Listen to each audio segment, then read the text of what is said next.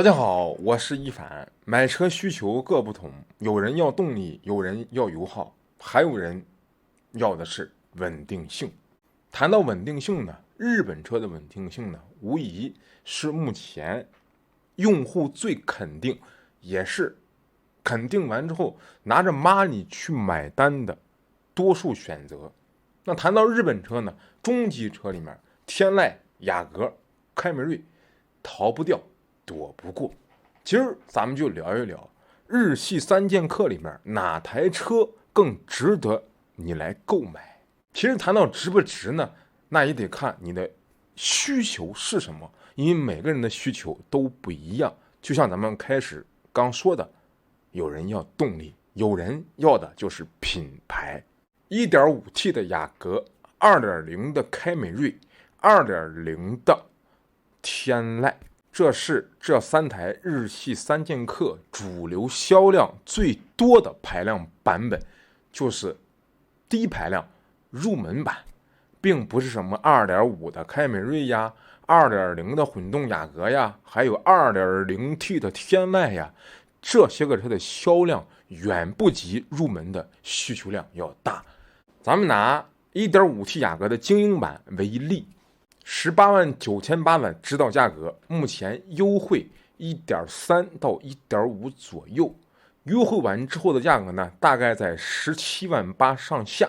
你拿着这个价格呢，你可以买到凯美瑞的次低配，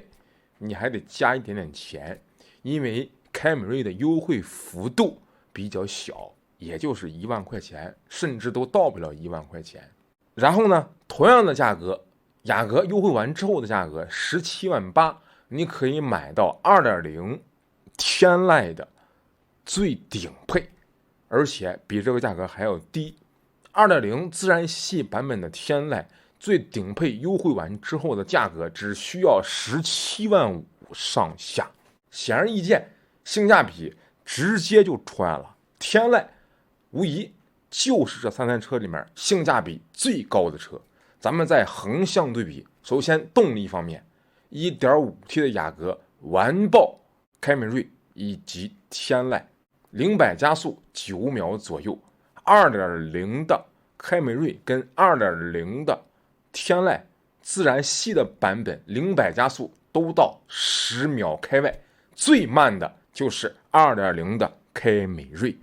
然后空间这三台车都没有问题。凯美瑞呢，相对于老款，后排地台的鼓包有点高了，相对于老款是退步，但是呢也完全够用了。天籁跟雅阁呢基本接近。油耗方面， 1.5T 的雅阁不但动力好，而且油耗也是最低的，市区油耗呢只需要7升到8升之间，因为它的动力要更优秀。凯美瑞呢 2.0 的版本市区油耗呢也是8个油差不多，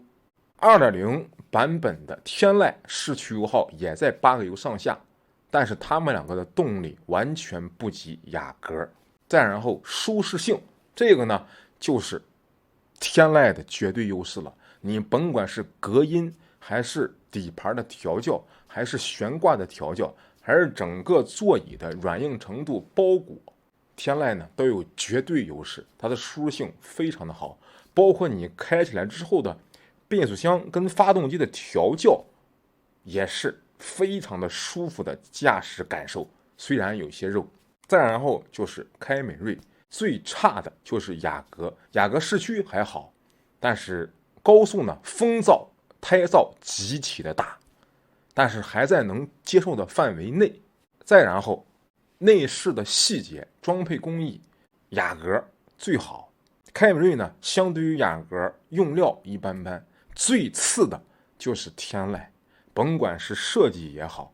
还是用料也好，还是工艺也好，都是最次的。就是天籁这个车的外观看上去还不错，但是你往里面一坐，你猛一看还行，你仔细的看没有一丝的质感，非常的差。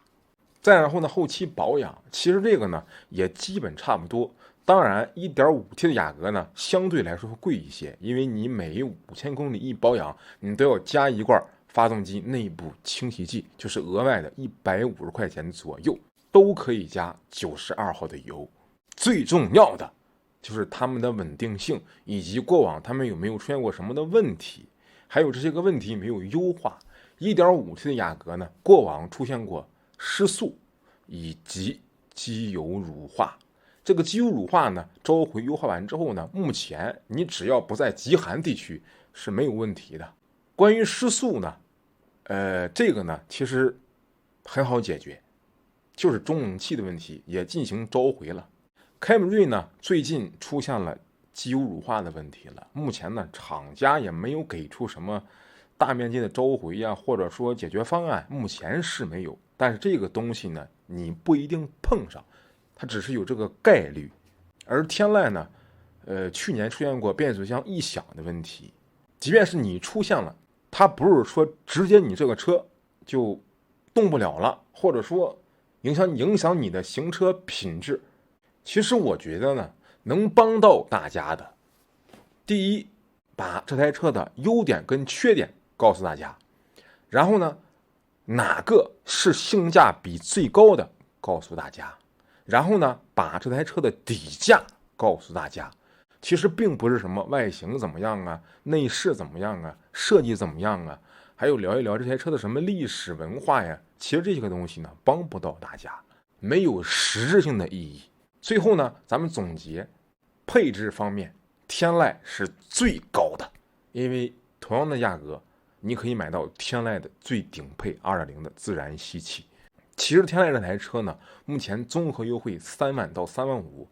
次低配的舒适版就完全够用了，落地价格呢17万5左右，